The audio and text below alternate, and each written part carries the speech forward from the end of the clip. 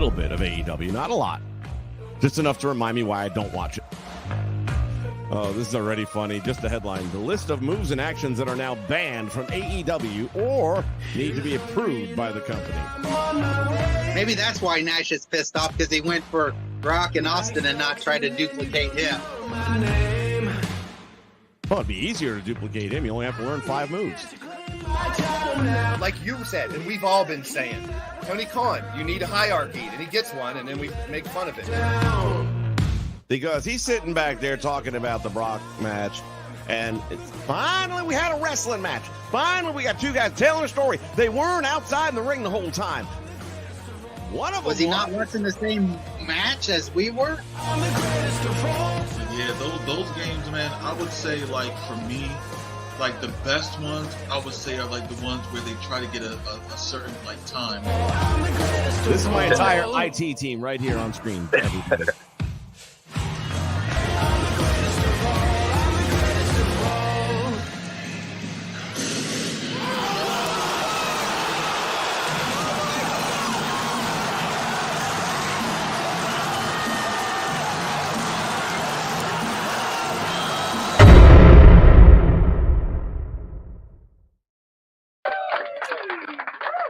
Hello, welcome back, everybody. This is the Nation Network. I am your host, Vince McShammett. This is WrestleChat, and today we were talking about basically one thing, and that was last night's edition of Monday Night Raw. Joining me here, as always, my one and only sidekick, my partner in crime, the one, the only. Give it up for J-Rocks. Say hello, Jay. Hello, Jay. Hello, everybody. Here's the thing. I've been mentioning this. I watch highlights on YouTube now. I don't watch the 3-hour shows or the 2-hour shows. I watched the highlights last night and I was like, I gotta watch the show. It is like, damn, it can't be that good, could it? But it was. That was like the best Raw. I mean, even the 3 hours wasn't bad for this particular show, although I'm happy to hear they're going to 2. Right. I'm presuming you've seen it. I've seen the clips. I've seen enough of the clips too. Yeah. So again, that was enough to stir my interest. I record all the shows. I just end up deleting them after I've seen the clips and I never watch them. But I record it just because shit happens live and you never know, and they won't replay certain things as they happen live. So if you want to see it, you need the live footage, and that's kind of what I go off of. So real quick, hello to Primetime in the house. Keith O'Toole is here. DHW is here. Juan Cordero is here. Hell, everybody's here. Welcome aboard, guys. Let's run down what happened last night. Again, I was kind of, the first clip I saw was CM Punk's promo. It looked, Punk and promos go hand in hand. Problem I have with it is it feels kind of like, I mean, how much more can you do with a promo with a guy you've been dragging and feud out for this long with? And I'm asking one of the things I used to bitch about was that the days of Dusty and Flair and Tito and Valentine and, where you had these year-long feuds that could just, maybe it's just because I don't feel, I really think it's the kayfabe factor that it's gone. But I just don't feel like I need to see this one as an extended feud the way it's been booked. Maybe that's me. What about you? Well, I mean, with the old feuds that you were talking about, they had multiple matches within a month, 2 months. It wasn't like we're going to talk for 4 weeks, have a match at a pay-per-view, talk for another 4 weeks, have another match.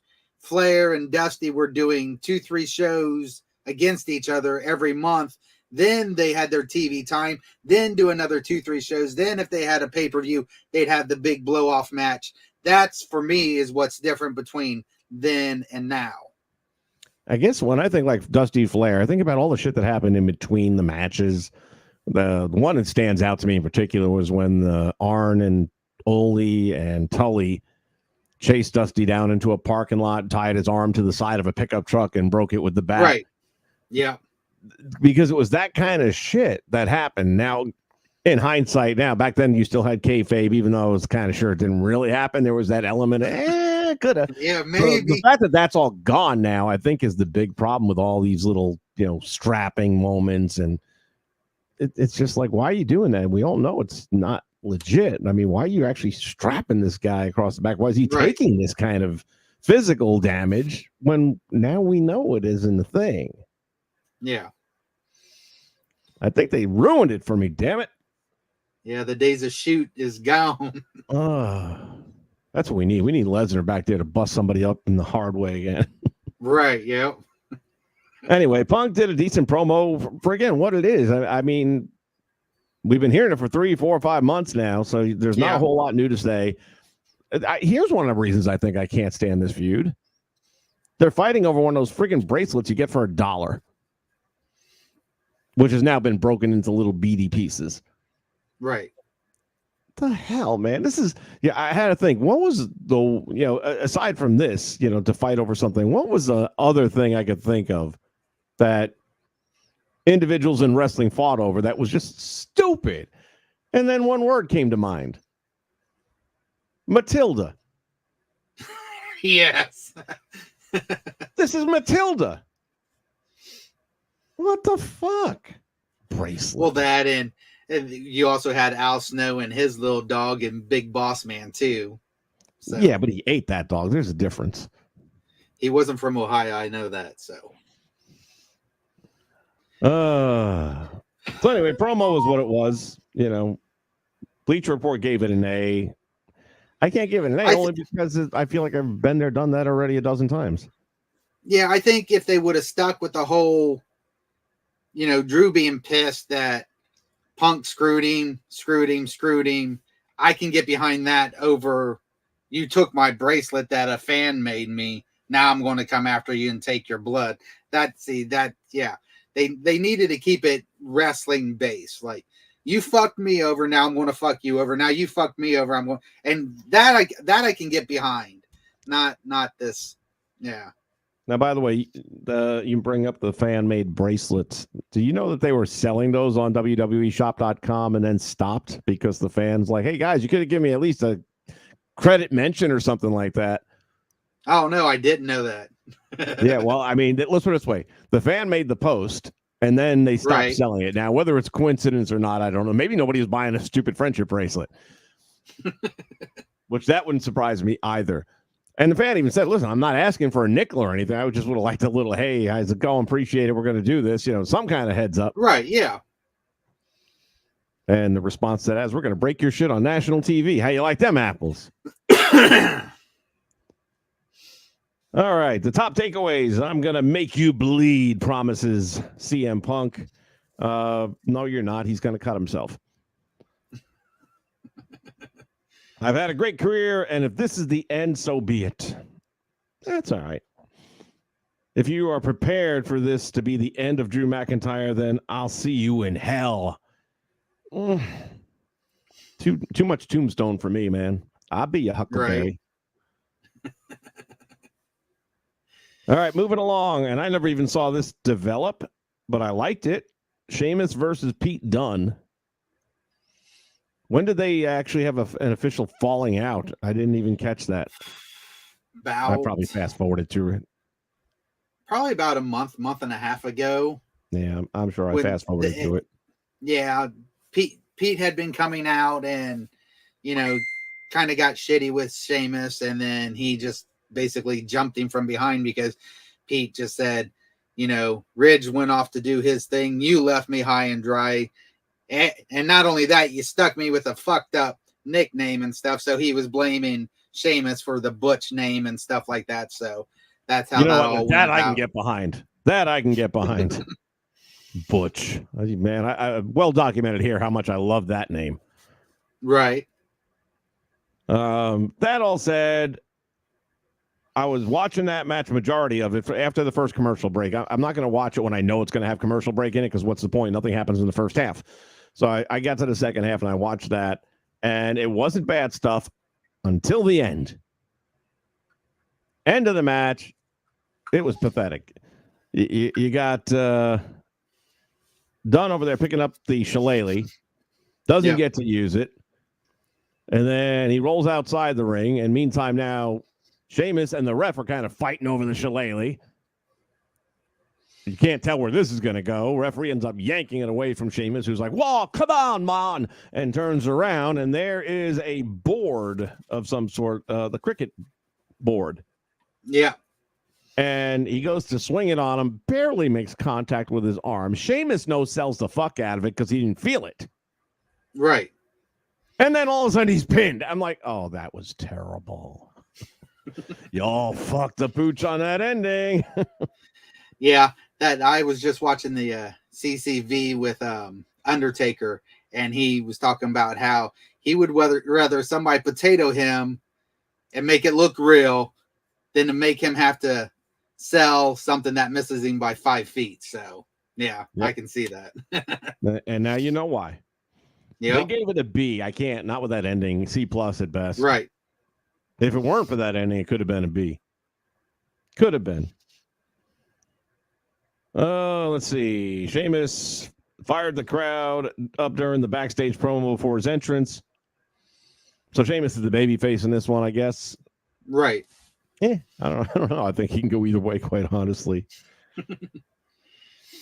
Backstage, we got Xavier Woods talking to Damian Priest about not getting involved in their upcoming tag team title match later tonight. Let us take care of business. Can only imagine what that's going to turn out to be.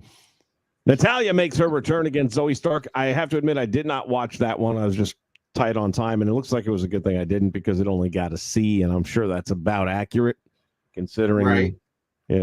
All things. Jey Uso and Braun Breaker promo. Now we're getting into it, buddy. I've been a fan of Braun Breaker, but this is the first time I was a fan of him on a mic. Right.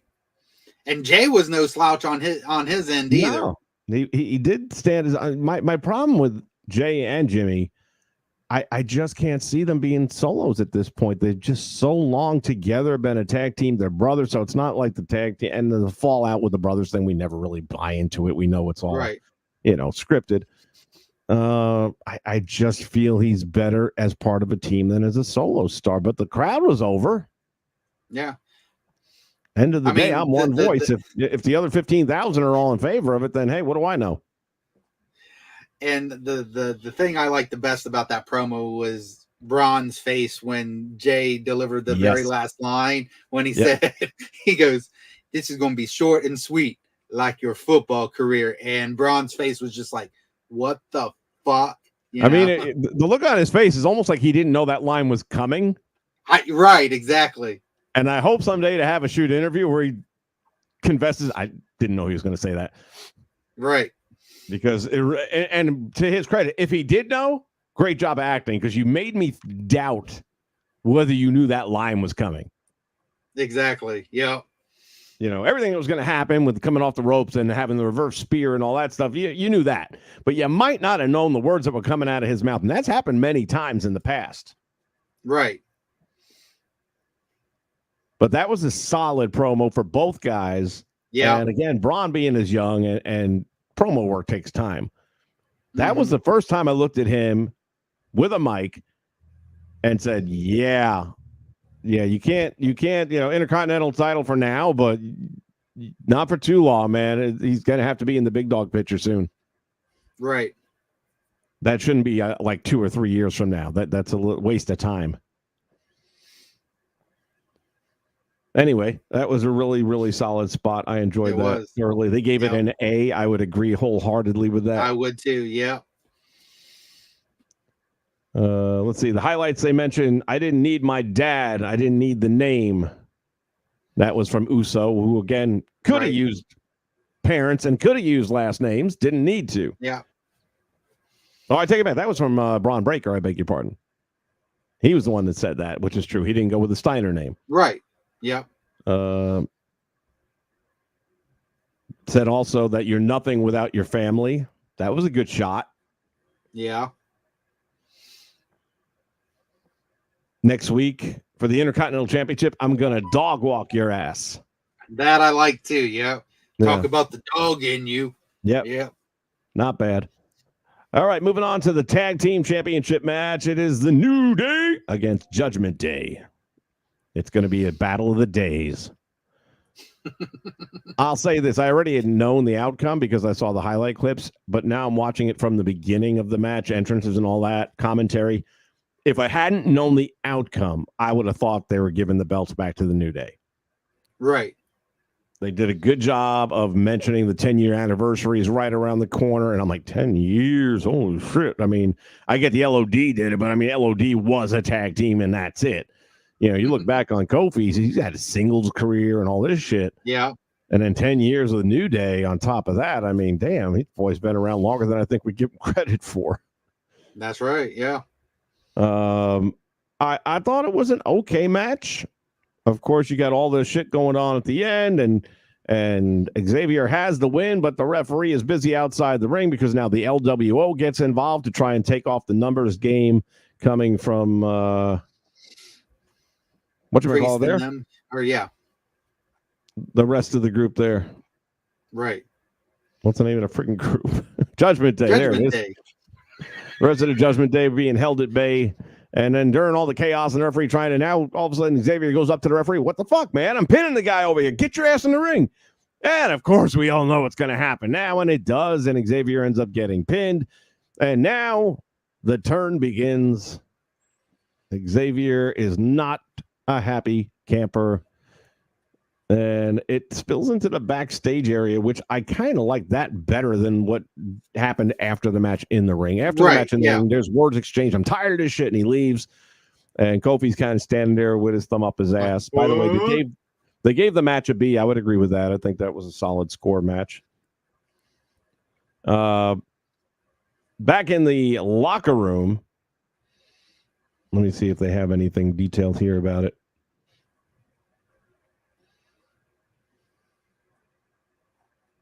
I don't see it here, but anyway, back in the locker room, we cut away and we see Xavier getting into a heated debate with the LWO, and Kofi's trying to catch up to him.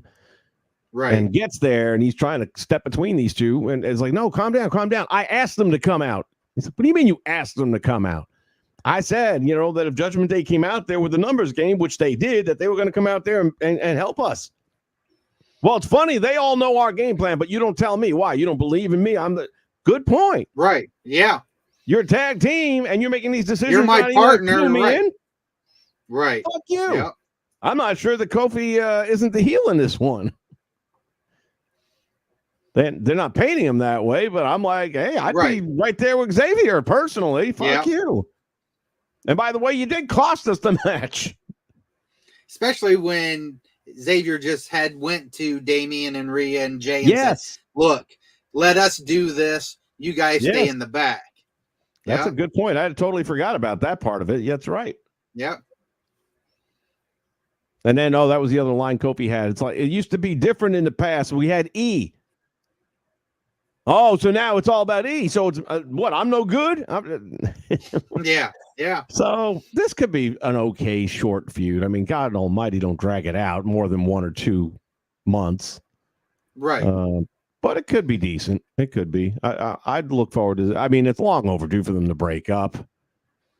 But I kind of like seeing 10th anniversary coming up. So, yeah.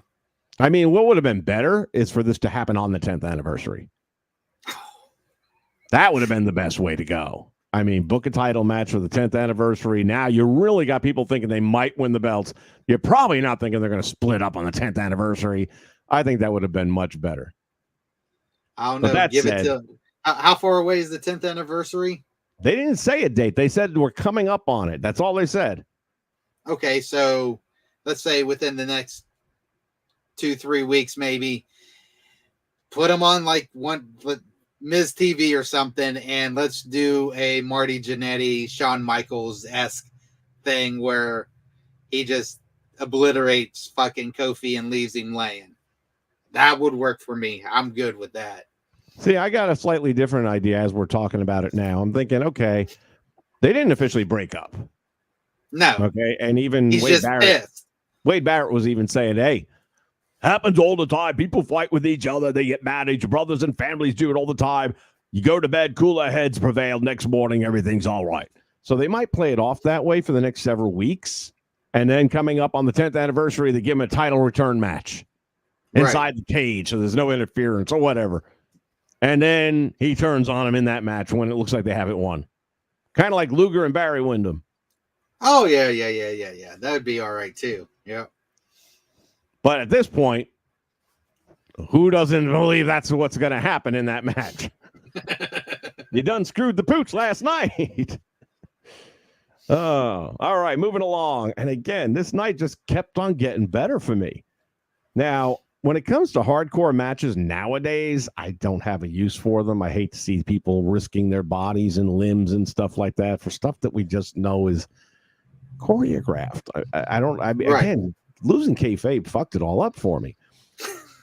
Now I look at it more for what can you do in the ring and make it look good and make it look smooth, like those Ricky Steamboat arm drags into the flying head scissors into a nice, there are some guys and girls out there that can do these nice moves and twirling twists and leg wraps and all kinds of shit and make it look smooth. Saul Ruka, perfect example right there of somebody who can really pull off some intricate moves and make them look good.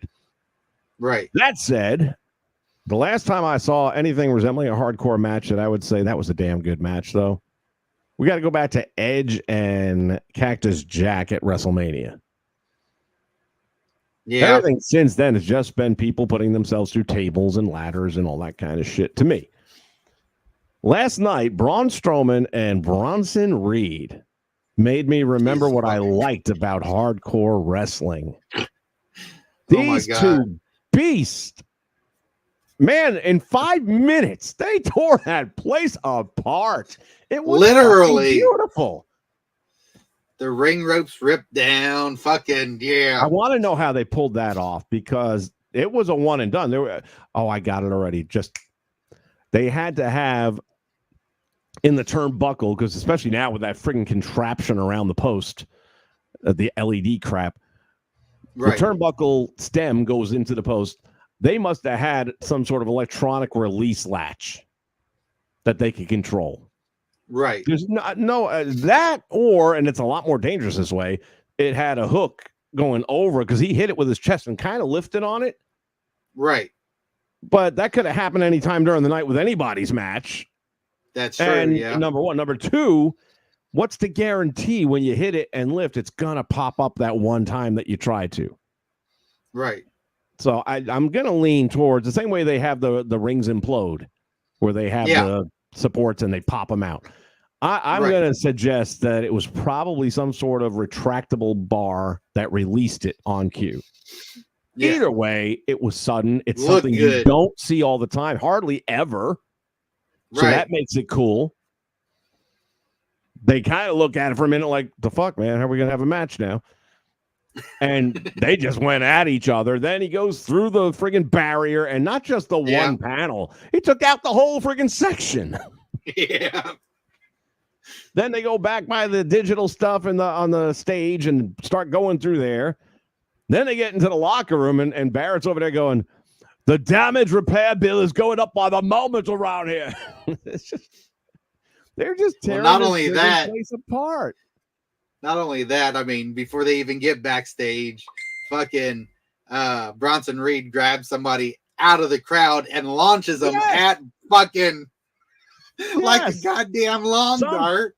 Some poor up-and-coming wrestler. That was friggin', again, ever seen it before? No. So congratulations, whoever booked it. Whoever produced it. Congratulations.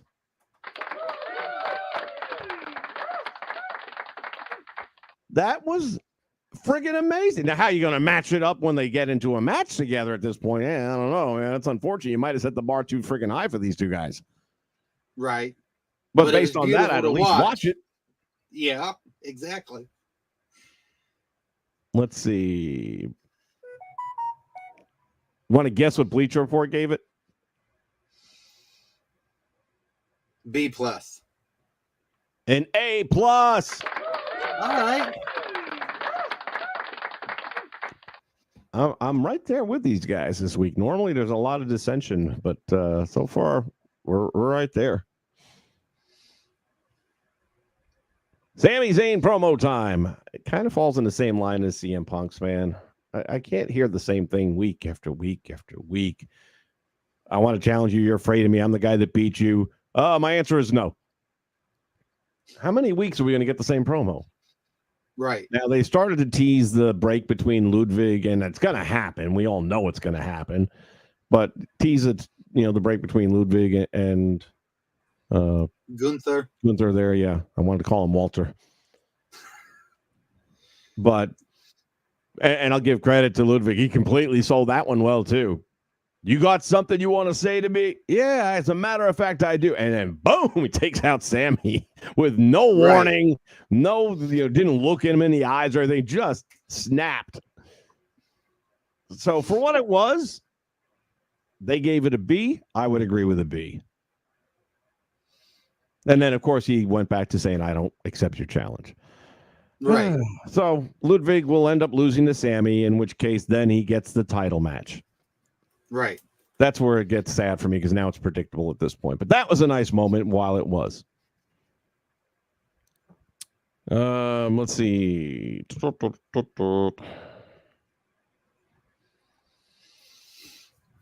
Damian Priest and Liv Morgan had a backstage meeting. Damian tells Liv at least someone on the Judgment Days has a set of balls. Protect them if I were you, because when you get in the ring with Rhea, she's going to shove those things in your mouth.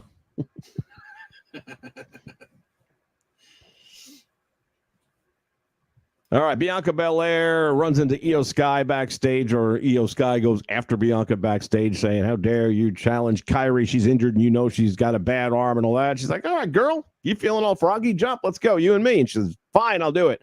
And I'm like, gosh, damn it, here we go again. They're going to bury Io. Io wins. Right. And pretty much a clean win.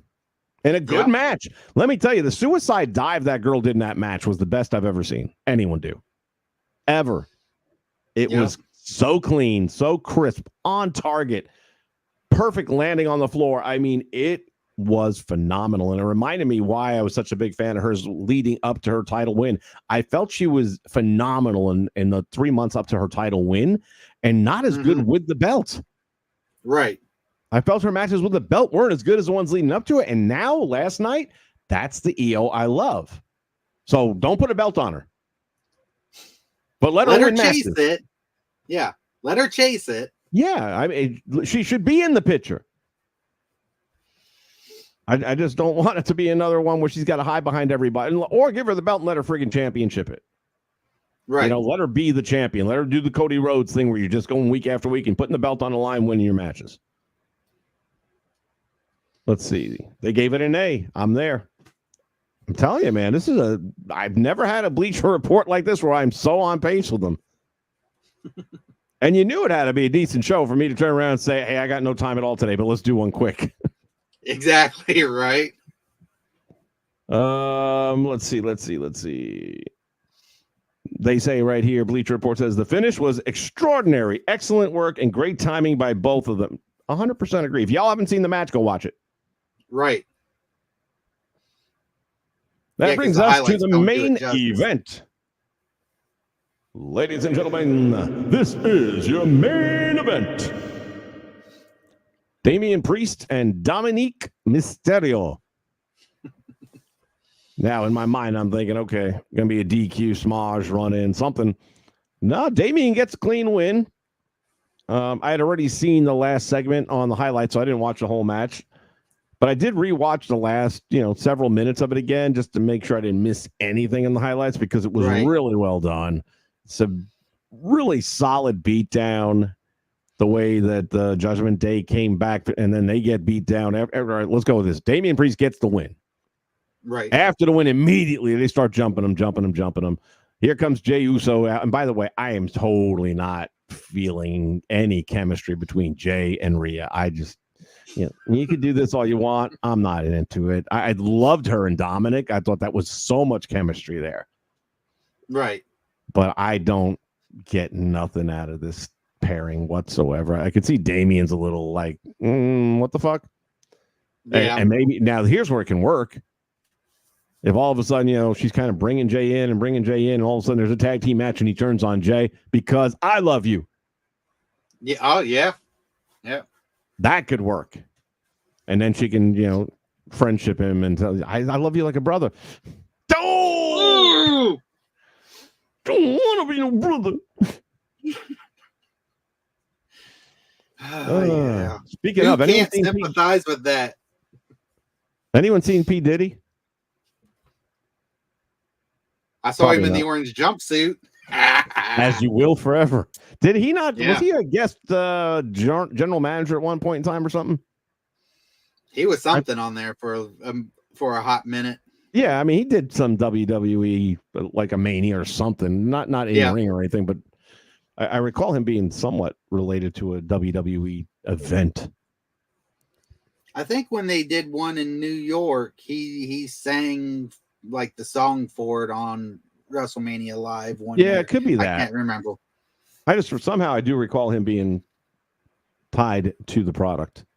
Right. So the beatdown after the match, they do a good job. They stretch out Damian Priest, and then Finn goes up and hits 3 coup de grace. The third one he kind of missed.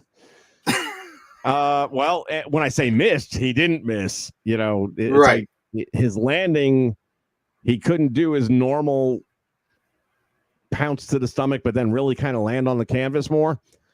Right. His heels shot out from under him, and he down on the exposed midsection of Damian Priest. Hey, be thankful it was Finn Balor, who weighs about 110 pounds, okay? Right. Could have been worse, man. It could have been a tsunami that slipped. But that third one looked legit like it hurt him. And then you got Liv going after Rhea against the ropes and hitting with the, what's the name of her move again? The Riptide? No, Liv. Oh, Liv, Oblivion. Oblivion, that's right. So she hits her with that, which, that's kind of getting to the point where, she does that every week, it seems, on these run-ins. Right. So that's getting a little tired. Maybe come up with something different. But I said it before, I'll say it again. I have always liked Liv, but I really love this Liv. This has by far been the peak of her career. Oh, I've been a harsh critic of hers for a couple years, but I give her credit. Ever since she did this turn, this has been the best work she's done in her entire career. So I give her props for that. I'm right there with you. They gave this an A, by the way, the final match of the night. So, I mean, you're looking at a solid B+ show, and you don't get that much on free TV. You don't get it on pay-per-views half the time. So, Primetime's updating his patch. Good luck with that. DHW, it's been a while. Good to be back here. Good to have you back, brother. Let's see what we got going on here. When Xavier yelled at Kofi after the loss at Judgment Day, I wasn't shocked when they lost the match. I kind of had a feeling, 10-year anniversary, and now they lost the match, and you could tell Xavier was already pissed at the ref for not being there. I was like, and then the way it ended, and now the backstage thing that went down. So I got a funny feeling they're going to have a 10-year anniversary title match, and it, like I said, at this point in time, you almost have to give them the belts at that event just because it seems too obvious otherwise. Right. That'd be the only way you could swerve the audience. And you have to swerve us so that we keep watching. Make us want to watch. We can predict it so much. I think back to the day, my mom still watches Days of Our Lives, but you have to have Peacock Network now because they took it off the regular network because nobody's watching daytime. So there's only like 2 still left existing. I think that and General Hospital, and both of them are on pay services. And even then, Days of Our Life apparently is on its last legs where they're going to run it for maybe another year and then wrap it up. That show has been on for over 60 fucking years. My mother's watched all of it from day one. The reason you watch it for 60 years is because you don't know what they're going to do. And they do some crazy shit. Yep. There's a reason why WWE in the past has hired daytime TV writers. Problem is they're 2 totally different products, and a lot of these writers didn't get it. But that said, we need some swerving. You got to give us something we don't expect, like the top rope breaking. That was a good swerve. I mean, honestly, that's why right now my show of choice is NXT, because I get more surprises watching NXT than I do Raw or SmackDown right now. So I'll make sure I watch that from beginning to end, and I'll catch the clips of the major shows later because I'm enjoying the product on NXT more than I am on Raw or SmackDown. And that's just how it is. And for the most part, I'm right there agreeing with you. But this particular episode, good luck to the other two shows this week. I don't think you're going to do it. I don't think you're going to do it.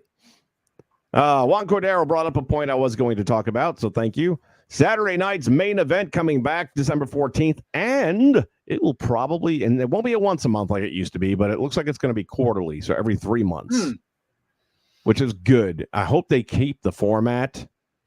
Right. And I wouldn't even mind it not being live, although nowadays with the internet, you'll know everything out front. Well, that's not true. It's like I never know what's happening on Impact. I managed to avoid that. But it's Impact, and you don't have the same number of people shoving it out there on social media. But at least keep the Saturday night main event vibe. Right. I'm sure they won't go back to the 80s music, although I wish they would. Just to give it that feel. I'd love to see the opening with the guy at the curtain with the Mean Gene, whoever it's going to be, and Michael Cole there tonight, and you hear that little dun dun dun dun dun dun dun, dun music in the background. Tonight you're going one-on-one with CM Punk, Drew McIntyre. Tell us what you're thinking about.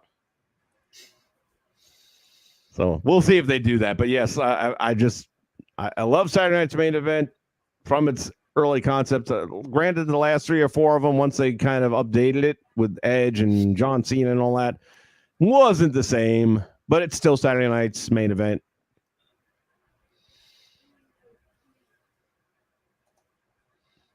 LWO got involved. Right. Indeed, they did. Yeah.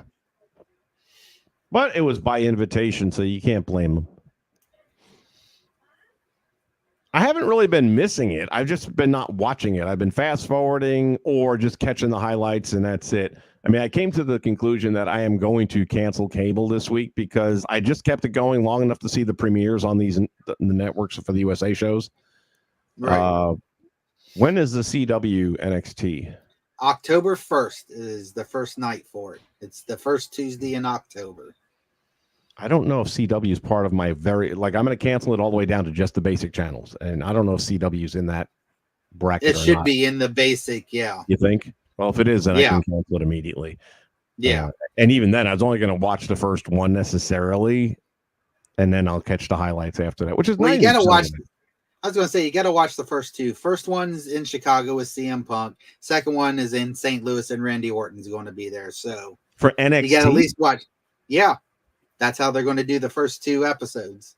That's why I said CM Punk on to NXT, and certainly why you're bringing Randy Orton on to NXT. To get eyes on the first 2 episodes, because they're going. I mean, this is the test. And what happens on episode 3 when they're not there? I'll still be watching because, like I said, that's my show. That's my point, though. I mean, if you're building it around future stars, let them build it. I think they're just. I don't know. I can kind of understand it. Let's get the eyes pulled in, and then, but Prime Time says, I miss the old school promos in wrestling. That, buddy, it's few and far between nowadays that you'll see a good back and forth promo. And again, Braun Breaker last night with Jey Uso, that was a good one. Yeah, that was solid. That was old school style right there. Yeah. CM Punk Drew feud is dumb. I couldn't agree more, Juan. Since SummerSlam, it's been dragged out. It's definitely been dragged out.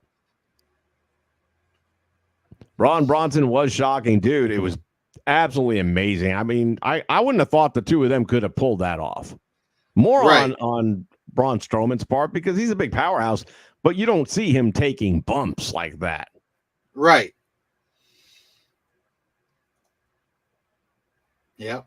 That was classic, man. It was. Holy cow, we just grabbed somebody out of the front row and threw him like a javelin. Yeah. I'm like, I mean, we all know it's some local wrestler, but of course, but great. Yeah, because the camera angle, they had it just pulled back enough. All you saw was Bronson turn, and then you saw this dude come fly at Braun. And that guy's like posting it all over his social media. Hey, look what happened to me tonight. Yeah. I got a front row ticket. Next thing you know. Judd's in the house. Hello, sir. Welcome back. Good to have you here. It looks like they're going to break him up, and it's time for it. That's 10 years, a long damn time. Yeah. And it's been 3 years without and it belts. probably won't be forever, but it's to give. It might be. Kofi's getting near the end of the road. Well, I mean, come on. He started on the reboot of ECW, so. Yeah. I mean, Well, here's another thing, too. So they brought Big E's name into the fold. You know he's going to get involved in this. The 10-year anniversary, he'll step out there and try and bring the Brotherhood back together again. And, come on, man, we're better than this. And I'm wondering, is he able to go? Is this how we finally get him back in the ring? 'Cause it sounded like he was done. Yeah. And I'm thinking to myself, okay, it's Big E. Look at the way this guy's built. Just don't let him take bumps. I mean, Austin had that broken neck and friggin' wrestled for another couple of years. So no more overhead German suplexes or any German suplexes for that matter. That's a move that I feel should be outlawed. No, I really do. I see, again, if it were a real sport, then it's a move. It's not. It is a choreographed dance and a stage performance. And there is no reason to be expecting perfect landings on your C4, 5, 6 vertebrae. And that's what that calls for. And even if you do land it properly, you do it 5, 6 times a week? No, I'm sorry. That's just too crucial a part of the human body and how that affects your nervous system.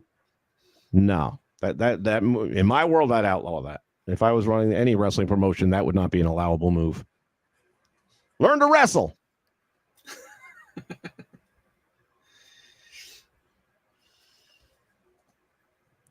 Would have been shocking if Xavier did a Royal Rumble 94 style heel turn. When Owen kicked Brett in the ring. Yeah, that's a long ways off, though. So, well, I guess it's not that long ways off. Not really, no. No. And you know what? That may still come to pass. Maybe that's where it's going to go down. Yeah. I could see that. Xavier eliminating Kofi in the Rumble. With a cheap shot. Right. First they start working together, eliminate a couple of guys, shake hands, and then boom, right to the balls.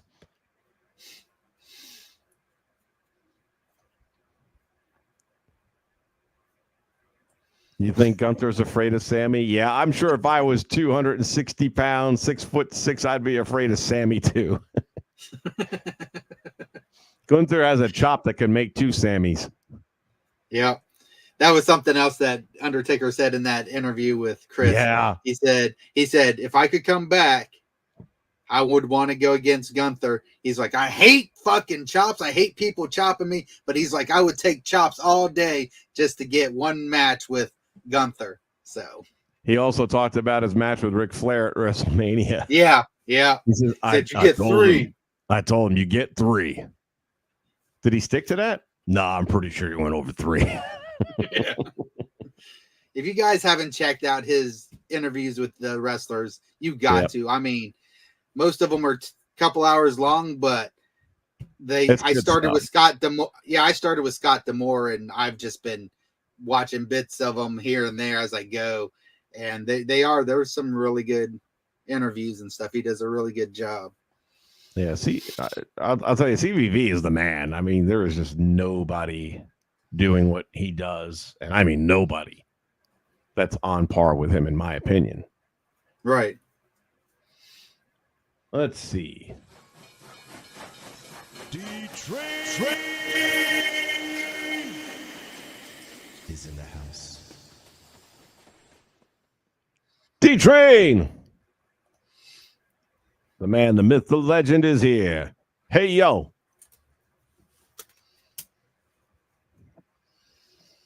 What's this? MGR? I have no idea what that is. I don't know. Juan, translate for us. Need my translator. CM Punk on NXT tonight? Well, yeah, so he can say what he's going to be doing on the show in Chicago on October 1st. He's going to actually do something? I thought he was just coming out to do a promo in Chicago. I don't know. That's just how they put it last week when they said he was going to be on, said he's going to come and explain why he's going to be on the show on October 1st. So. Okay. Well, I guess we'll find out together. Yep. Biggie Langston is done. Sad to say, I'm pretty sure it's official, but never say never. And you got to think about that because Paige was done. Daniel Bryan was done. Edge was Steve done. Austin Christian was done. Christian was done. Edge was done. So I ain't sure he's done. And again, as long as you keep him protected, dude, I mean, who's got a bigger neck than Big E? And that was back when he took the hit, right? Right. Anyone else would have been in a wheelchair. Yeah. But the guy's built in the shoulders to the neck like a brick shit house. And not only that, I look at it this way. If he's going to do some work in the ring, why not with two guys he knows, loves, and trusts? You know, that would be the perfect place to have him be in the ring, is with two guys that he knows will protect him, whatever the situation is. And just don't let him take any real bumps. I mean, just simple stuff, basic stuff. But, you know, don't let him go upside down in a suplex, even a regular suplex. You know, build him as this, you know, Sherman tank that you can't move. Kind of Otis him a little bit. You know what I'm saying? Right. Big E should not wrestle. No, should not wrestle Brock if he comes back. Brock is your kryptonite if you have a bad neck. Stay the fuck away. Oh, Lord have mercy. There. A1 translated. He said it was the Diddy thing. That's what that NGR was. His fingers just weren't working right. When we were talking about Diddy. Yeah, well, that part I get. I didn't get the NJR, but okay. But that never answered my question. Was Diddy at all involved in the WWE as a guest general manager or some stupid role like that? He didn't do reffing or anything, but was he in somebody's corner for a match on SmackDown? Or I feel like Diddy did something. You know what? Why are we doing it the hard way? This is this thing called Google somebody told me about. It's supposed to have all kinds of answers and shit.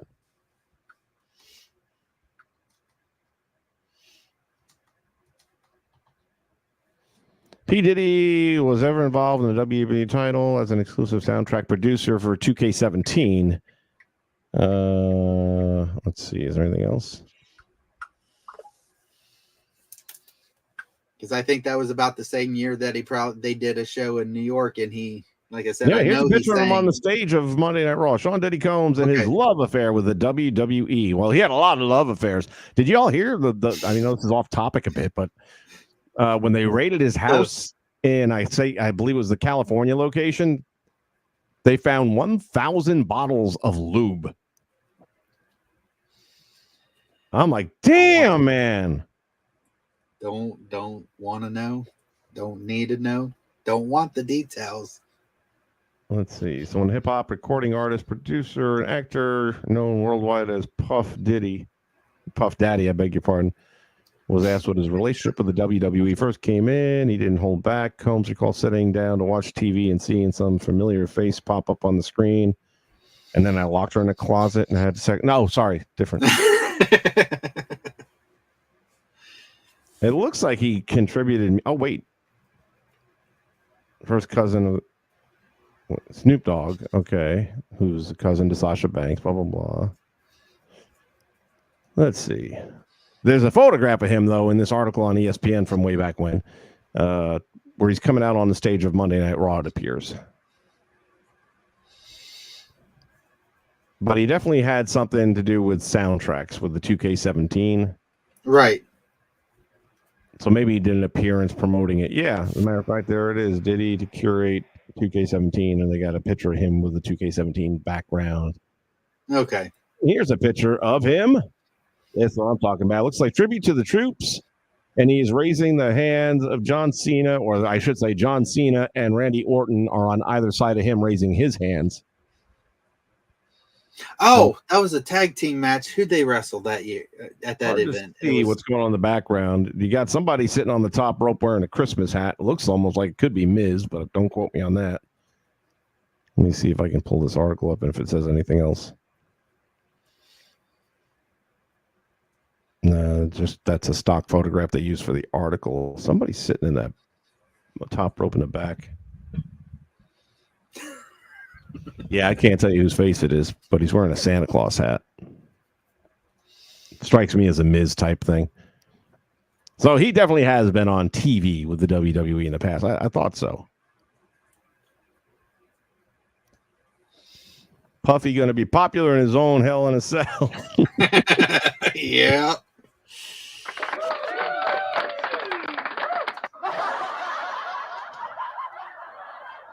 That was the one I wanted. Right. You got to get those labeled. It's too small to label them. That's the problem. That's what she just said. memorize it, and that's the other problem. P. Diddy, Hell in a Cell. Well done. Book it. Oh, well, speaking of hell, I got my own little piece of it to look forward to now. So I got to cut this off, and I got to go and deal with that. How's that for a segue? Right. Dookie Wilco's got it at the buzzer. It goes. You're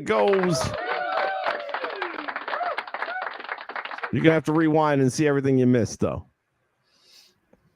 All right, folks, as I say in the past, I ain't got to go home, but we got to get up out of here. We'll catch up with you guys again in the near future. I have a very interesting version of Amendment 1 coming up probably tomorrow. I'm going to try very hard to have it, but it takes time to capture the video, edit it up, and all that kind of stuff. So that's really what it comes down to. But in the meantime, I want everyone to have a great night. Say goodbye, Jay. Goodbye, Jay. Goodbye, everybody. We'll catch you next time right here on the Nation Network for more WrestleChat. Actually watched a little bit of AEW, not a lot. Just enough to remind me why I don't watch it. Oh, this is already funny. Just the headline. The list of moves and actions that are now banned from AEW or need to be approved by the company. Maybe that's why Nash is pissed off, because he went for Brock and Austin and not try to duplicate him. Well, it'd be easier to duplicate him. You only have to learn 5 moves. Like you said, and we've all been saying, Tony Khan, you need a hierarchy, and he gets one, and then we make fun of it. Because he's sitting back there talking about the Brock match, and it's finally we had a wrestling match. Finally, we got 2 guys telling a story. They weren't outside in the ring the whole time. One of them was he not watching the same match as we were? Yeah, those games, man, I would say, like, for me, like, the best ones, I would say, are, like, the ones where they try to get a certain, like, time. This is my entire IT team right here on screen. Everybody.